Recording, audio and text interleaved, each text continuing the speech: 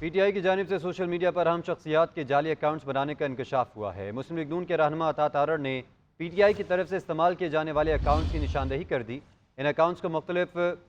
Services اور پروپیگنڈے کے لیے استعمال کیا جاتا ہے۔ اس حوالے سے آپ کو بتا رہے ہیں ان اکاؤنٹس کو مختلف سروس اور پروپیگنڈے کے لیے استعمال کیا جاتا ہے۔ بریگیڈیئر ریٹائرڈ وقار صاحب نے ہمیں جوائن کیا۔ وقار صاحب بہت مشکور ہیں آپ کے وقت۔ وقار صاحب، پہلے بھی ہم نے دیکھا کہ سوشل میڈیا پر اظہار رائے کو غلط طریقے سے استعمال کیا جاتا ہے، اس حق کو اور آزادی اظہار کے نام پر پروپیگنڈا کیا جاتا ہے۔ اب ایک اور بات سامنے آ رہی ہے، آپ اس ساری صورتحال کو کس طرح سے دیکھتے ہیں؟ آئی تھنک اس میں جو پی ٹی آئی کی لیڈرشپ ہے اور ان کی سوشل میڈیا ٹیمز کے جو کرتا دھرتا تھے،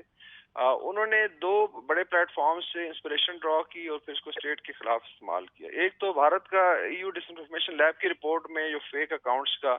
آپ کو یاد ہوگا پاکستان کو بدنام کرنے کے لیے انہوں نے یوز کیا، اس کے اندر کچھ ایسے لوگ تھے جو مر چکے تھے اور ان کے اکاؤنٹس بنائے گئے، پھر تھنک ٹینکس بنائے گئے۔ تو اسی طریقے سے جو کیمبرج انالیٹیکا نے کیا یو کے میں بریگزٹ میں، اس میں بھی کافی فیک اکاؤنٹس یوز کیے اور مائکرو ٹارگیٹنگ کی گئی۔ تو آئی تھنک وہی اسٹریٹجی استعمال کی۔ اگر تو سوشل میڈیا پہ آبجیکٹو ڈیبیٹ ہو اور آپ کوئی کنسٹرکٹیو بات کریں، میں بھی کرٹیسائز کریں، اس کی حد تک یہ ٹھیک ہے، لیکن اگر آپ اس کو ویپنائز کریں، اس کو ہتھیار کے طور پہ استعمال کریں، تو پھر 9 مئی جیسے واقعات ہوتے ہیں جس میں یوتھ کو بیولڈر کر کے اور اسٹیٹ پہ شہداء کے مانومنٹس پہ اور ملٹری گیزن پہ اسالٹ کیا گیا۔ اس لحاظ سے یہ بہت زیادہ سیریس ہے اور یہ کنٹینیو رہا، یعنی ابھی تک باہر سے بیٹھ کے ان کے بارڈز اور ان کے جو فیک اکاؤنٹس ہیں وہ کام کر رہے ہیں۔ ہوشیاری یہ کی کہ اگر نارتھ امریکہ کا اکاؤنٹ ہے تو گورے کی تصویر لگا دی،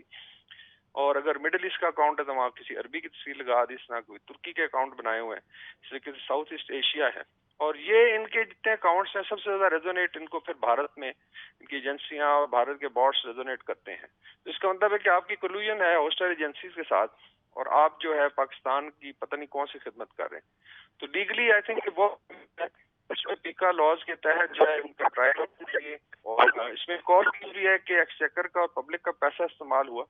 جس طرح کے پی میں کیئر ٹیکر انفارمیشن منسٹر نے ایک پریس کانفرنس میں بتایا تھا کہ ہزاروں ینگسٹرز کو ہائر کیا گیا اور اس میں 30,000 سے لے کے شاید 1 لاکھ سے زیادہ ان کی پے تھی، اور وہ جو ہے گورنمنٹ آف کے پی کے اکاؤنٹ سے، اسی طریقے سے فیڈرل گورنمنٹ کے اکاؤنٹ سے بھی بہت کچھ کیا گیا۔ تو اس کا بھی احتساب ہونا چاہیے۔ اچھا وقار اور صاحب، جس طرح ہم دیکھ رہے ہیں کہ سیاسی مفاد کے لیے ملک کی سالمیت کو داؤ پر لگانا، یہ جو ذہنیت ہے، آپ کیا سمجھتے ہیں ملک کی دفاع کے لیے، ملک کی مفاد کے لیے کس حد تک نقصان دہ ہو سکتی ہے؟ جی بالکل ہے۔ اس میں دیکھیں، اگر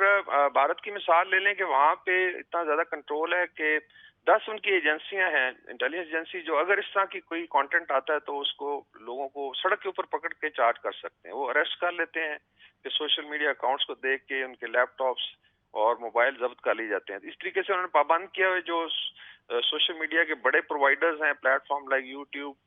ٹویٹر ہو گیا، ایکس ہو گیا، یا لیٹس سے فیس بک ہے، کہ وہ آنسریبل ہے، ود ان 30 منٹس سے کانٹینٹ ریموو کیا جاتا ہے۔ لیکن پاکستان میں یہ کسی حد تک فری فار آل رہا ہے، اور اس میں اگر وہاں جو پاکستان ہے، انٹیلیجنس ایجنسیز ہیں یا پولیٹیکل اور ملٹری لیڈرشپ ہے، اس کے اگینسٹ اگر آپ فیک پروپیگنڈا فیک اکاؤنٹ کے ساتھ کریں گے، اور کافی سارے لوگ شاید اس پہ بلیو بھی کرتے ہیں بیکاز ان کی کافی بڑی ٹیمیں ہیں اور وہ ریزونیٹ بھی کرتے ہیں، اور پھر اگر آپ دیکھیں ان میں اگر کوئی کانٹینٹ ادھر سے جاتا ہے رائٹ، پاکستان کی فیور میں تو اس کے اگینسٹ پھر کامنٹس ڈالے جاتے ہیں۔ تو آئی تھنک اس کی اکاؤنٹیبلٹی کی ضرورت اس کا سدباب ہونا چاہیے۔ بریگیڈیئر ریٹائرڈ وقار صاحب جی این این کو وقت دے رہے تھے، سر آپ کے وقت کا بہت شکریہ۔